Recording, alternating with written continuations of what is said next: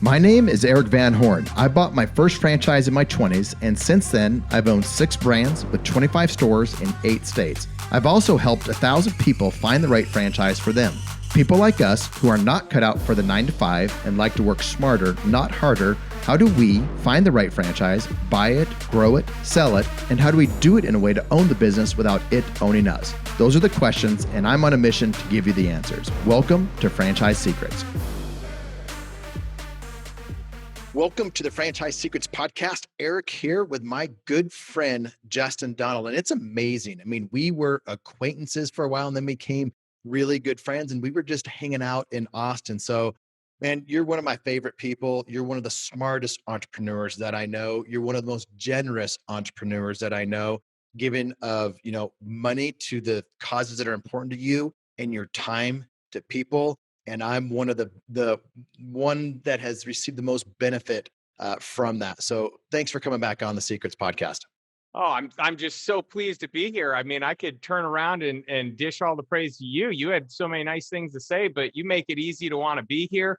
Your audience is fun and engaging. And I've just had so many people reach out, even from the last episode. And, I'm just so thankful for our friendship. And really, it's unique when you can find someone that you just like right out of the gates, you hit it off and you can go super deep. It's just not surface level, like, hey, let's talk about sports. We can go deep and we can talk about family and we can talk about investments and financial independence and faith and being a leader, being, showing up the way that we need to for our communities and for our family. It's a real honor to spend some time with you, Erik. So thanks for having me.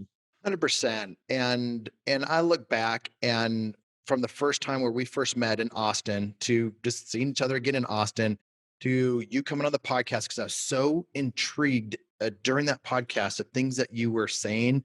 Like you have a new book coming out and you talk about the 10 commandments of your book's called The Lifestyle Investor, the 10 commandments of cash flow investing for passive income and financial freedom.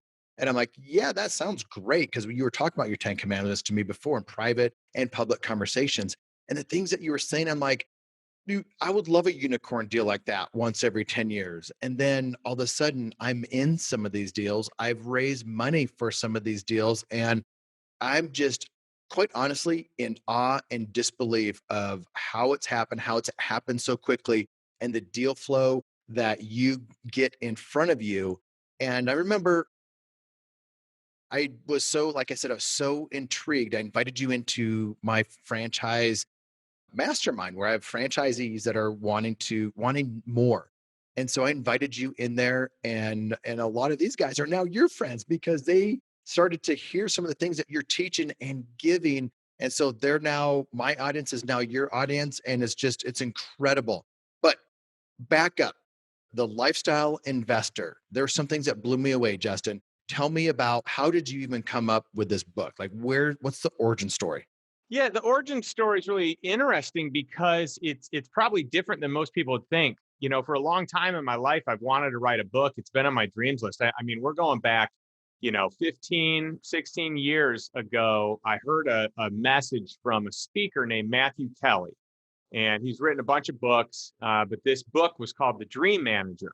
And it's a great book. It's an easy read. You can read it in one sitting, but it's all about having a dreams list that you're focused on and building every single year so that you have things in your life that inspire you. And so years ago, I wrote down, hey, I'd like to be an author. And I didn't know what it was going to be. I've always had a passion for investing, but I've had a passion for growing, starting businesses, growing businesses, relationships, health. I mean, there's tons of stuff I'm passionate about. But finances have kind of been like a bedrock for me. I started investing at 18 years old, and I just had the privilege of, back then I was getting into, I was maxing out my Roth IRA. When I was in college, even before I was investing my, huge amounts of my own money, because I wasn't making much back then, I was investing. I got selected for a class I applied for where we got to invest $1 million of real money of one of our donors, like an alumni. And we created this special class of 20 people that got to manage the portfolio. I got a nice taste on that. And it was really cool. So I've always loved investing, and I figured I would write a book on it at some point in time, but I've been dragging my feet forever. I mean, my friends, many of our mutual friends have been like, come on, Justin, write a book, teach us how to do it, start a course. And it's such a daunting task to start from nothing, to like build out a course or build out, write a book. But one of my friends, a great friend, just really hit me with some truth. And he said, you're dragging your feet, but you just don't have a strong enough why. So, what if you died and everything stopped there? You couldn't pass that information on to your daughter, and she would never be the recipient or beneficiary of this wisdom, this knowledge that you've accumulated. And man, that really shook me. I felt like this huge wake up call. And literally weeks later, I started writing the book.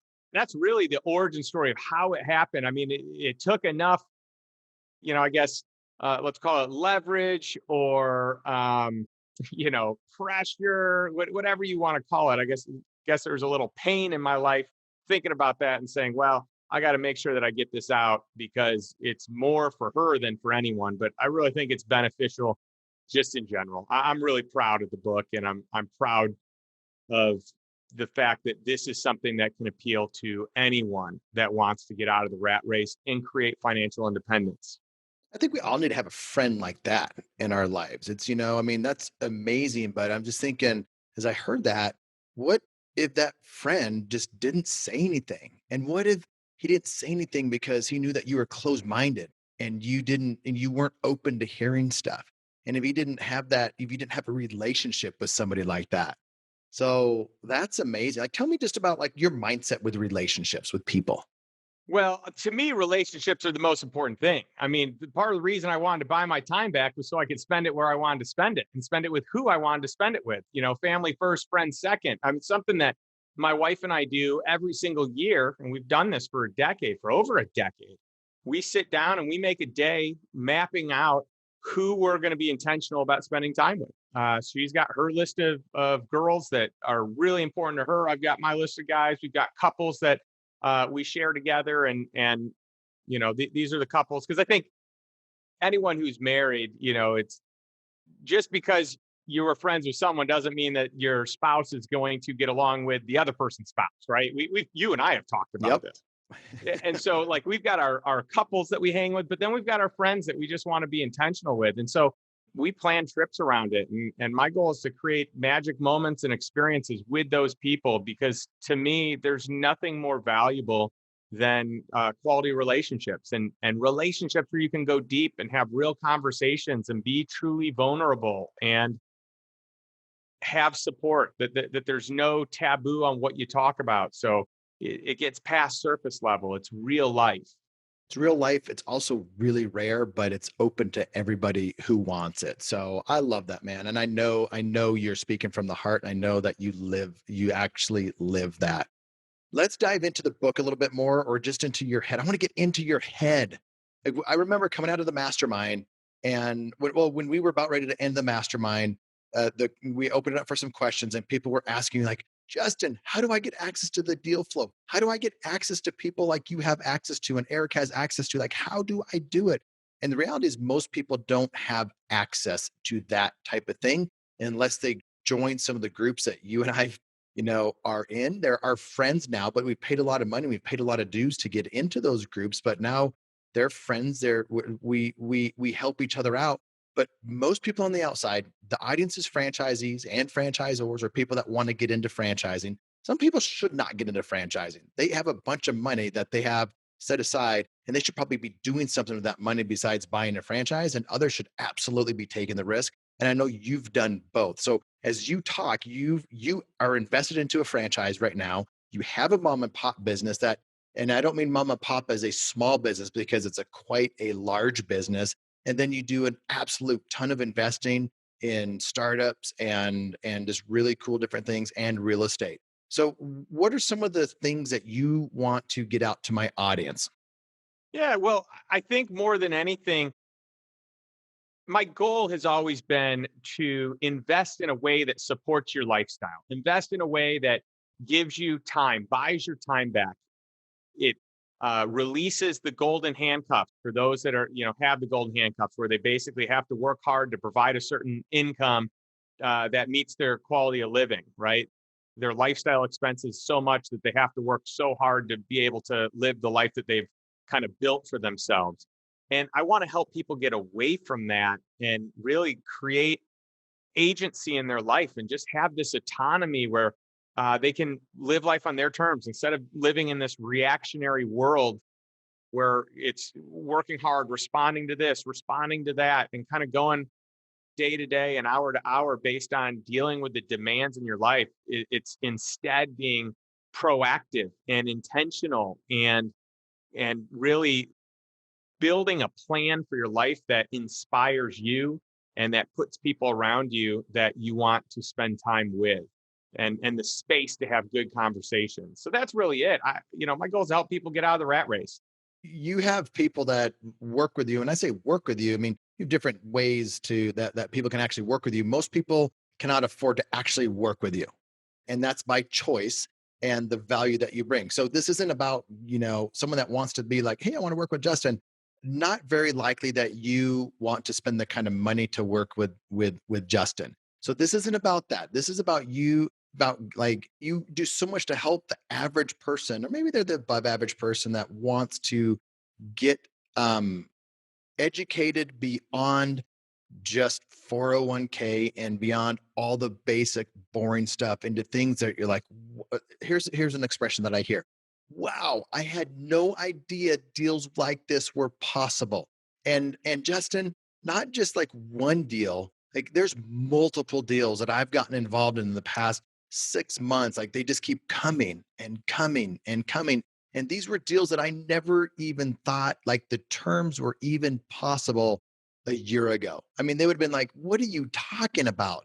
And now, not only are they possible and it's real, but I also understand the why behind it because you've done a really good job of educating me and others on like, why would a company pay so much for your money to help them do whatever they're going to do? And once I started to understand the game, I understood why they were doing it and how the valuations worked and why it made sense for people like me to invest a lot of money, but also make a lot of money while this other group was growing a business. So I don't know where you want to go with that, but that's one of the big things that I've taken away.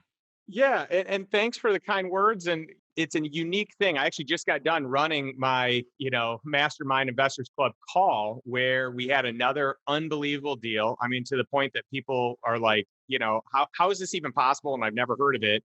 And then on top of that, I negotiated terms for our group. So I was able to discount the minimum investment. By a significant amount, it was $1 million minimum, and I got them down to a couple 100,000 just for our group on a capital call structure. And I mean, that really is kind of fun. And then discounting fees, and there's lots of different ways to do it. But my goal is to just make sure I'm adding value. So as I do these deals, I negotiate on behalf of my group. So I'm not getting anything special. I'm literally investing at the same deal terms as the rest of my group is investing because that I want to spread the love to everyone. But yeah, you're right. I mean, most people aren't going to work with me on a one-on-one capacity, and really, quite frankly, the most people I'll even take in that program is six. So the odds are not even good just from a quantity standpoint. And in fact, I'm considering just doing four moving forward. That exists. Our mastermind that I just talked about, that's kind of a still a higher ticket group. That's awesome. This one's not as in depth as the one-on-one with the VIP days and strategy sessions, but it's a lot of deep dives with regular content every month and a lot of deal flow. But from there, I mean, part of the reason I wanted to have a book and have a podcast for the lifestyle investor is so that people can learn this no matter, what stage of life they're in. If there are free options, someone wants to come to my website, they have the opportunity to shop a bunch of different things that are free resources to, an online class. Tell them your website and what it is. And because here's the thing, everyone, like I'm deep into this whole marketing world. Justin and I know a lot of really important, well-known people out there. And I don't say that to let you know that we know those people. We know what they do, and they give 90% of their good stuff away for free. Justin gives away 90% of his good stuff for free. And so, like, I just encourage you guys when you hear me talk about and when I'm giving you like a website and I'm talking like this, is because I know there's value in it, and there's other marketers and leaders that really do the same. Not everybody's out there like that, but I know Justin's one of those. So tell them, like, go into detail, give them the website and a little bit more of what you're giving in that website. Yeah, sure. So you can go to justindonald.com. And on justindonald.com, there's, several different things. You have access to the podcast, which you can still get on iTunes or any of the other platforms that you want, Spotify. You've got the ability to buy the book. I'm selling it for just so the book's free. It's just pays shipping and handling, and that's it.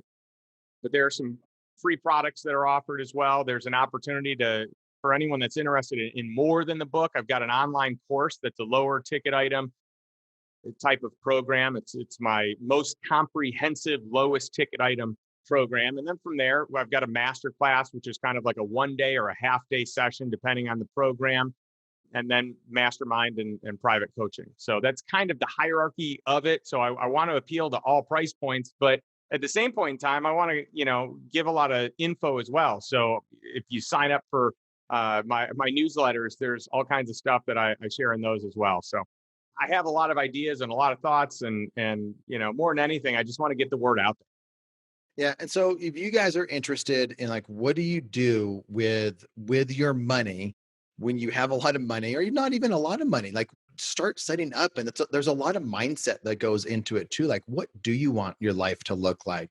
So just like, what was it like? Did you ever see yourself where you are today? Like, what advice would you have for somebody that is a struggling business owner? I mean, I know that you deal with a lot of different businesses. It's a struggling business owner, meaning they don't have they're not an accredited investor. They don't have, cash just coming into the bank extra where they're swimming in cash every month. So they don't have that problem. And they're wanting to have a problem like that where we have too much money coming to the bank. I need someplace really good to put it, and I need really good tax strategy. They're not at that point. How can you help them, or what kind of advice would you have for that person? Yeah, and I outline this in the book as well. It doesn't matter where you're starting. The mission is to just get started. Most people that are entrepreneurs that are just trying to get their business off the ground, they invest 100% of their profits back into their business. And so a lot of people will say, "Hey, that's the best place to put it because you're going to get the best return." But that's only if you're really good at what you're doing and you're able to figure it out, right? Otherwise, it may be a lot of concentration risk in the early stages. I do think it's important to invest a lot in your business, but I do think it's important to diversify out of your business, even to something really simple. So let's say that someone, doesn't have a ton of cash coming in, but to still put, 15, 20, 25% of the income that you make per pay period, however you distribute cash, however you're paid, into something that is going to generate income, or something that's going to gain in value over the long haul. So a lot of people are huge fans of stock market investing, and I think there's a time and a place for it. In my opinion, most people are overexposed, meaning that the majority of their wealth is tied to the stock market, which is tough because you basically have to hope that when you retire, there's not a crash. That to me is like a lot of hope. And there's a lot of other hope beyond that too, that it grows the way you want, that as emotional creatures, we're all emotional creatures. You don't want to be pulling money out at the worst time or putting money in at the worst time, but that's kind of human nature because we make decisions based on emotion. So there's a lot of things there. Most of your financial planners and advisors and money managers, they don't even beat the averages. So like the newest report here from 2019 that shows all money manager performance shows that 95% of people that are paid to manage your money, they collect a fee, they didn't even outperform the S&P 500 index that you could have invested in yourself for way less. It costs you about 0.5% to invest in that, maybe less. And you're most likely in mutual funds or 401ks paying, 2 to 4%. That's real wealth. That's significant money. So you're paying someone more to only 5% of the time beat the index. It's unbelievable. It's So unbelievable. Yeah, so that's one simple way that maybe you don't have a lot of money, but you can invest in the index or you can get into real estate. I think that's another great way because, like with stocks, you pick a stock. If you pick an index, that's a little safer because it's a collection of companies. If you pick one stock, that stock can go to zero. I've had people that are like, "Ooh, let me give you this stock tip," and then that company literally goes to zero. Like it becomes worth nothing. You lose all your money. In real estate, you're not going to lose all your money. There's always some intrinsic value in the real estate. So if you invest, I mean, maybe you do a bad job and you lose some money, but it shouldn't go to zero because you have an asset that's worth something. Well, that's where you're hedging. I know with you, you like to protect your investments. And that's one of the things that I've learned from you. Like, because that stock can go to zero, something can happen. Real estate, not likely. Land's always worth something, right? I mean, that's not going to go to zero. But whenever I'm having conversation with you or I hear you presenting in front of a crowd or Zoom, you are talking about protection. This is how we protect. And I don't hear a lot of people talking that kind of language. Even when we invest in some of the more recent ones, like this is how we are protecting ourselves. And one of the strategies is even just time having your money out within a certain period of time. And I never even knew that you could get money out that fast and have equity. Didn't even know it was Yeah. possible. There are so many different strategies that most people don't even realize are possible. And so that being one of them. In fact, I can expand on that. But before I do, I think it's important to recognize the reason that I'm so adamant about not losing money or about protecting the risk or the downside of an investment is because if you lose money, you have to work twice as hard to get it back. And you have forever lost the opportunity returns on that money. It's a forever lost opportunity cost. I just don't want to lose money. Warren Buffett says this is rule number one, don't lose money. So I want to make sure that I'm not lured into an attractive return. I think a lot of people make decisions based on their emotions and say, oh, it'd be so nice to get this really high return. I can already envision myself buying, different stuff with this great return. But I would rather have an okay return, but just know that I'm not going to lose my money, right? So singles and doubles are great to me. I don't need a home run. And if I'm going for a home run, I want it to come from a place where I have all of my expenses covered to live my lifestyle, and then the income that I would invest in more of like a home run style investment, it would come from cash flow. So it's not like I'm sacrificing the interest I could be earning on that to cover my lifestyle. My lifestyle is covered, then I feel fine using that. For a home run, you can either go buy a Lamborghini or you invest in the home run. You're not using that money that you are really wanting to work for you. That's funny money. It's play money. That is money that's okay if it is gone. You're okay with that. So what's a double or a single or a double to you? I think your singles and doubles are probably other people's home runs. Yeah, I mean, there may be some truth to that just based on the way that you can structure things. So, one of my secret superpowers, I guess you'd say, is that I can find these unique ways to structure a deal where it's really protected, but there's still some good upside. There's something called asymmetric risk reward. And basically, it is a protected downside. If you're going to lose, you're not going to lose much with, an exponential upside. And if you do enough investments like that, it really only takes one or two to land where you could cover any of the losses that you have. But if you structure them the right way, what if you only have one loss and five or six that, really take off? So that's the goal. So when you look at the commandments, like if you look at my second commandment, which is reduce the risk, that's all about protection. And there are mechanisms that you can use to protect your investment. There are protections and mechanics such as a put option where I can negotiate this into a contract and say, hey, if for any reason I want to get my cash back and basically redeem this investment, I want to have the right to be able to do it at any time. And so that's a nice protection mechanism. Wait a I if second. I That sounds absolutely. If I'm a year ago thinking that sounds absolutely too good to be true. Like who in their right mind would actually do something like that? And then 6 months ago, I was on a conference call that you were leading with some really smart people that were raising money for a property. I think it was in Dallas or Houston, like a really significant piece of property. And the things that they were talking about, I was just amazed. And they had a similar put option that I believe you had negotiated into that.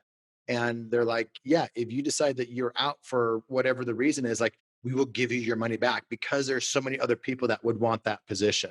I'm thinking that's how it worked, but like I've heard you say that before. I'm like, okay, it sounds too good to be true. And then I've seen it multiple times on calls that where you've negotiated that into deals. I'm just like, how does that even happen? But now, like, I understand how that happens. I Yeah, understand it. and you can even take it a step further. So one of the last deals we did, I negotiated a put option plus 20%. So in other words, I can get my money back at any time.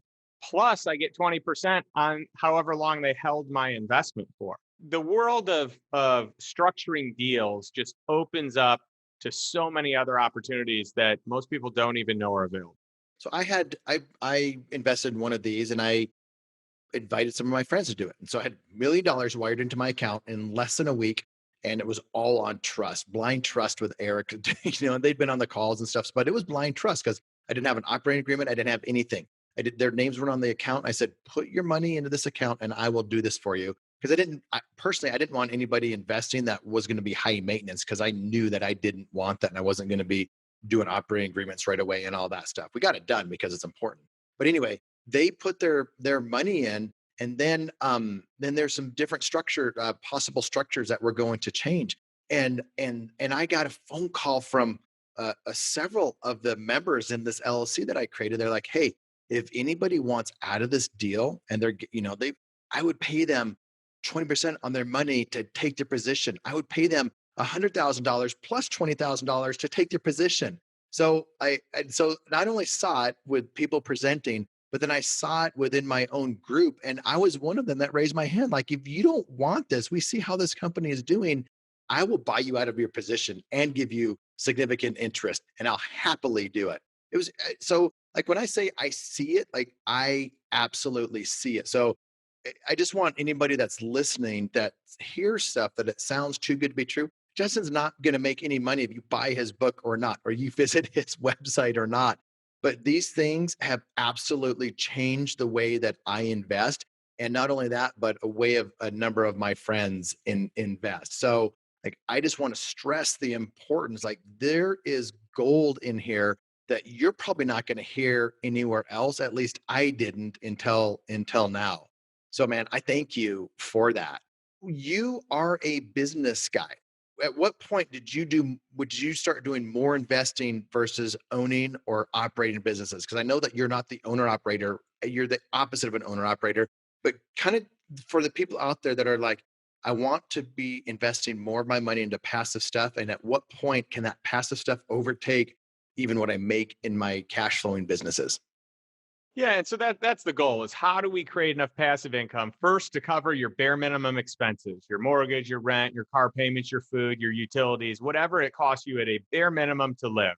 Then once you get there, it's getting to that lifestyle, expense. What does it cost you to live your actual lifestyle? And then when you get there, it's how do I live my ideal lifestyle? How much more passive income do I need there? And what other, charities can I help support? So it's not just all a, consumerism type of mindset. I don't want to just consume. I want to do great things beyond just being able to produce income and spend that income. But yeah, I mean, for your group specifically, you've got a lot of very savvy entrepreneurs.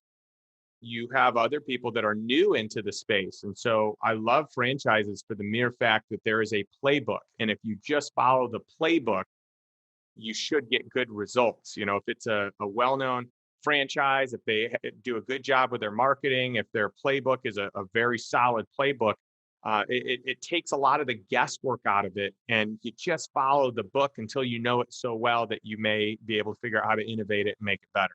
But I don't ever recommend that until people actually know the business super well. And at a certain point, if you got it working and you got it humming, maybe there's no reason to ever innovate.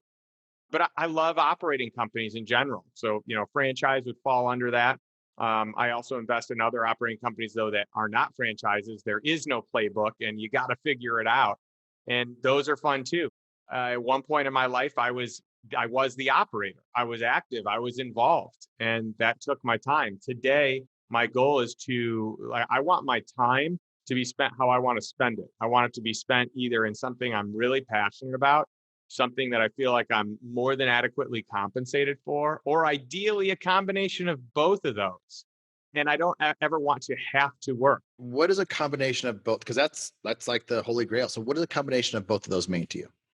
Well, for me, I mean, I love to teach, and I'm like an eternal student. So I'm a lifelong learner. I just want to keep learning. But the more I learn, the more I want to share it with people. So to me, my passion is really just educating people. And I don't know that I feel like educating on all topics out there. There are just some that I'm more passionate about than others, and helping people buy their time back and gain financial independence. That one's really fun to me because I experienced it. The feeling is absolutely a liberating feeling. Like it's hard to put into words the mental shift that you have. But once you've arrived, it's not like you keep arriving on this financial independence, right? You once you're there, you're there. So the thrill of getting there is gone. Now to me, the thrill is helping other people get there. So to me, it coincides with some of my products that I do with people, especially with these entrepreneurs that I work with that had massive exits, and they really don't have any education or any savvy when it comes to investing. They're absolute brilliant entrepreneurs, but most people learn the hard way that a great entrepreneur is not going to be a great investor. There is a huge learning curve. There's a big gap that has to be bridged because it's totally different skill sets. So very rarely do you find an entrepreneur that succeeded at a high level that also succeeds at a high level in investing. I mean, it is so rare.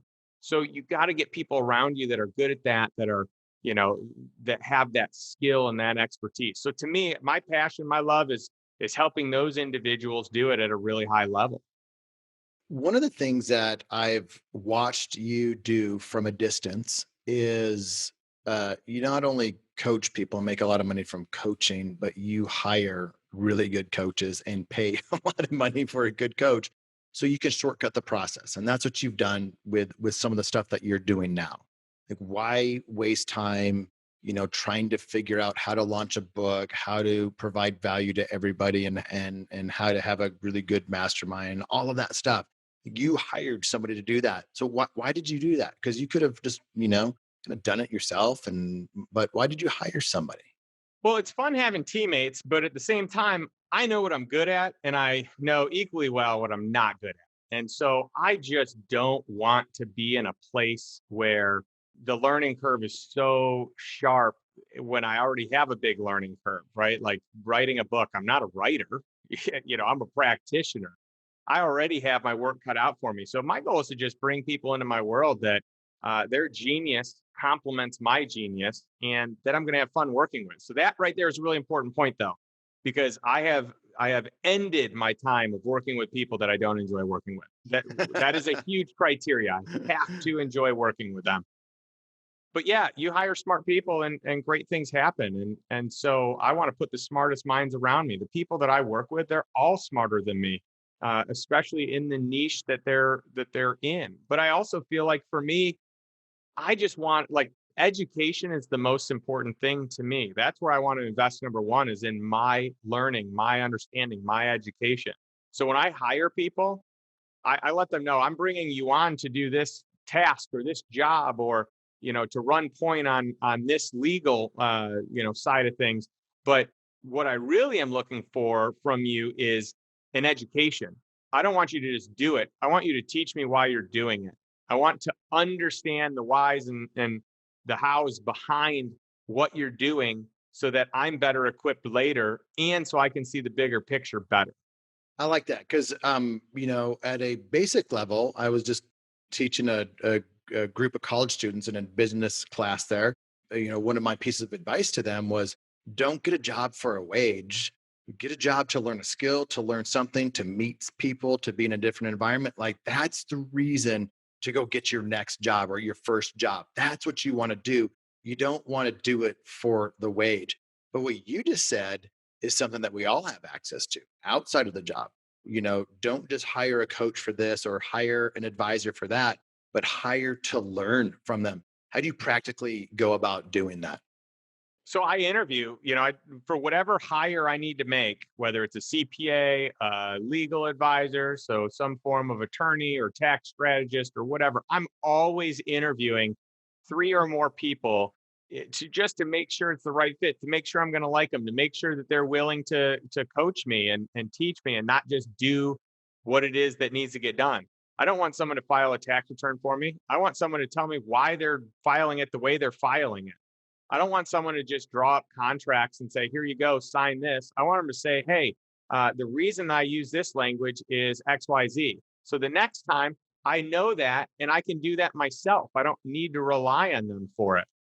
So at one point in my life, I didn't want to, like, I felt uh, it was almost like I disliked spending all the money on the legal that I needed to. But now I notice that it's like the greatest investment I ever made. Now I'm happy to spend that money because I'm spending it in a way that is amplifying the results. And so it ultimately creates more knowledge for me. It ultimately creates more income, it creates more protection, and makes sure that I don't lose money. And there's just a lot of different strategies in there with it. And then even just for hiring a coach. I mean, I've hired a coach for most of my life. I've had some form of mentor that I have, either paid in terms of they were actually a coach and I paid whatever their rate was, or I bribed them into coaching me in How do some way, you shape, okay, or form. you gotta get into that. I like the bribing better than paying. So how did you teach us the bribe technique?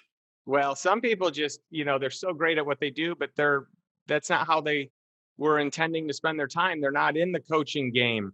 They're in the practitioner game. And so with those people, I just want to model and mirror them. So it's taking them out to a bunch of, to nice meals and, just really asking for time on a pretty regular basis, but treating them to unexpected gifts, talking them into paying them for their services, bringing deals to them that they wouldn't have had otherwise that you can do together and partner up. I mean, there are just so many ways that you can create value for people that you admire, respect, want to learn from and work with. And so I'm not a stranger to that. If there's someone that I want to learn from, I'm going to pursue them aggressively, professionally, but in an aggressive way that I just want to at least take a shot. The worst thing they're going to say is no. And if I don't ask, it's a no. So I might as well try to talk them into it. I want a story early on. So think about a story early on when you bribed somebody. Because as you were doing that, the listeners are out there thinking, what do I, some of them have all kinds of stuff that they could add in value. Others, like if it was like me early on, I don't have anything of value. In some of these masterminds that I'm a part of, where I'm around just incredible people, I feel intimidated that I don't have things to give them. And that's not a, I don't say that lightly. It's true. I mean, I'm around people that are just way far ahead of me. What value can I give them? What I'm understanding is franchising. Like, I'm starting to be known as a franchise guy in a lot of these larger entrepreneurial worlds that are outside of franchising. But before that, it was I found a real estate deal, and I found a deal, an opportunity. I found a way to make money, and I couldn't make it all myself. So I found the partner for it. And I could have gone to anybody, like anybody that wanted to make an extra $20,000 in a month and given them that deal to partner with me. I had zero money at the time, no money. And yet I found that deal. So it's just finding an opportunity and then bringing that opportunity to somebody and not being greedy with the opportunity. I split it 50-50. I found the deal. I needed a little bit from them, but I wasn't greedy and there was an opportunity. So like everybody, and this is what a lot of really smart people tell me, like, Erik, you always have something to offer somebody that's way smarter, further ahead than you. You just don't know what it is today, and you just need to figure it out. And that has stuck with me. So do you have a cool story of how you did that, the bribing technique? Yeah, well, first of all, what you said is so spot on, and I love that. Everyone has value to give. You just need to figure out what it is that you have that other people want. So you're just so right there. Let me give you a macro example and then a micro example. So the specific one. So from a macro standpoint, I one of the things that I love to do is meet new people, and I will frequently take people out. I'll take them to lunch, I'll take them to dinner, I'll grab a coffee with them. But wherever I go, my goal is to treat people and to get to know them. I don't want them to pay. If I'm inviting them out, then I'm happy to pay. A lot of these people try and pay and I don't let them pay. I'll get there early, I'll put my credit card down. And these are people that are not used to having other people pay for them. If you do that, you will make an impression on somebody. And I did that early on. I took somebody out to Ruth's Chris Steakhouse when I didn't have a Ruth's Chris Steakhouse budget, and I took them out. And it's one thing to say, no, I've got it. No, I've got it. And then they end up getting it, or maybe you end up getting it. But think ahead, let them know, give that to the server on the side and say, I'm paying for this, period. Just run it when it's done. And that way it's done. And that person will probably remember that, because it's okay that they know that that's a really expensive dinner or meal for you. That makes it even better. That makes more of an impact. So, dude, I just wanted to bring that little bit in because you took it to another level. Get there early, tell the server what's going on so they don't even have an opportunity. And that's one way to do something that most people probably don't do with whoever that person is that you're trying to get time with. That's right. And then there's no fighting over the bill. There's no awkward whatever, like, no, I'll do it, you do it, let's split it. That doesn't even exist. And when they come with the bill, often these people pull out their money, they're ready to pay, they're going to cover it because they're generous. And that's part of probably why they got to where they are. And they notice, oh, this isn't to get this isn't the bill, this is the receipt. And so that one's always kind of a fun one. But if you think about the compounding effect of that, like I've done that with so many people. I mean, we're talking hundreds of people, probably potentially thousands of people, at least hundreds of people.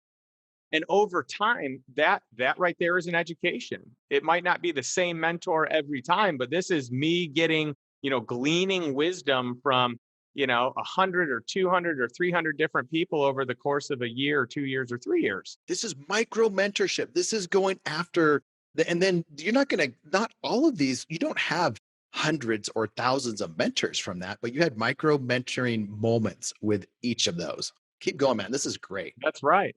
And so I learned some stuff. Some of the people I get together with again, some people I never saw again, never talked to again, or maybe it was years in between. And then all of a sudden it was like, hey, I thought of you and I wanted to connect and I got this deal and I want to give you first access to it. So it's actually been really interesting to see how some of these relationships have emerged years later, even though that wasn't the original intent. But I have had this phenomenon happen quite often, actually. Really, my goal is to anyone that I know can be a good mentor. My goal is to just pursue them and to befriend them and to, add value to their world, whether it's, making sure that their family knows how important they are, or how much of an impact they've had on me. When you build someone up to their significant other, to their kids, I mean, that goes a long way. That's the easiest thing that anybody could do. You get to really know somebody, ask them some questions about their family. They say some really good stuff and then tell them what they said. Justin, that is a really easy way to add value to somebody. For sure. And everyone's built up. It's a win-win all the way across the board. Like with one of my mentors in the real estate space, I went to this training camp, this boot camp, and I learned from one of the most successful real estate investors in the asset class that I originally got started in. And he's just the nicest guy, and I just spent time getting to know him. He offered to do a lunch during the event with a group of people, and I was like, oh yeah, for sure, I'm in for that. And then later I said, hey, can I take you to dinner to thank you for this great event? And he was like, no, no, no, no, no. I'll go to dinner with you, but you don't have to take me. I'll pay. And I did that same strategy where I paid, and he had, the bill just showed up, and he was like, oh, that's really nice. I don't know that anyone's ever done that before. Thank you. That's amazing. You're going to get rejected. You're going to hear no, no, no, no, because people are really busy. They don't have time, blah, blah, but you are going to get a yes. And guys, it's like booking, like for us, booking podcast guests, when to get a really popular, well-known guest in a podcast, a name even bigger than Justin Donald, but a really big guest, if they have a book or they're doing something, there's something unique about something going on in their life, it's a yes. So there's always opportunity when it's just the right time for people, and you're going to get that yes, but you will never get it if you never ask. And I just look at my own calendar. I just told someone, said, they said, "Can you talk? I really want to talk to you." I said, "I can talk in 5 minutes or in 2 weeks," because I had time in 5 minutes. So anyway, that is a lot of people from the mastermind, Justin, were like, "How do I get to know people?" So this was amazing. Is there anything else that you want to leave the audience with? And I want to make sure that they know your book, The Lifestyle Investor, your podcast, Lifestyle Investor, but let them leave some last thoughts and let them know the best way to get in touch with you. Yeah, I think more than anything, it's just finding a way to take your steps forward. So every day, finding a way to get better, finding a way to become more educated, finding a way to improve or grow your peer group. I mean, I personally think that there's very little more important in the world of relationships than being intentional about the peer group that you spend time with, and people that are going to elevate your thinking and stimulate your thinking and really challenge you intellectually. And that can be on many different levels. That can be personally, it can be professionally, it can be in areas that you know nothing about. But it's the sum of the people that you spend time with that really kind of foster and create and pave the way for the person that you're going to become. So that's really my best advice. I've been very intentional over years and years and years of putting people in my path that I want to learn from, that I admire, that I respect. And even when I'm not on their radar, my goal is to keep doing things until I eventually can be on their radar. And sometimes it works out and sometimes it doesn't. But because of that intentionality, I've had some really amazing people in my life. That is gold. Well, man, I'm so honored to be your friend. Thanks for coming on. Well, thank you. And you just have such an amazing group. I said this at the beginning, but like your team here, your tribe is just so inspired and hungry. And so I love it. And I really just want to challenge everyone to take that next step and really pay attention to Erik. He's just such a great guy, such a great facilitator, such a great curator of content and information and smart people, and feel blessed to call you a friend and to spend time with you on your show today. All right. I need to take you out to dinner next time I'm in Austin. Uh, See I ya. love it. I think I owe you more than you owe me. So Thanks for listening to this episode of the Franchise Secrets Podcast. Whether you're watching or listening, please make sure to subscribe to my YouTube channel and to whatever channel you're listening on. If you want my help with anything from buying a franchise to franchising your business, please visit franchisesecrets.com.